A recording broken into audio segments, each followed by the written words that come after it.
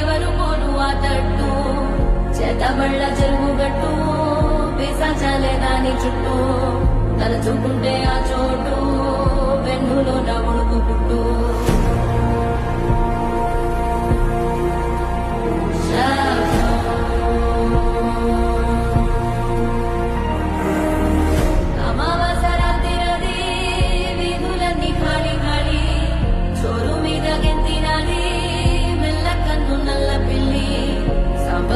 వాసనతో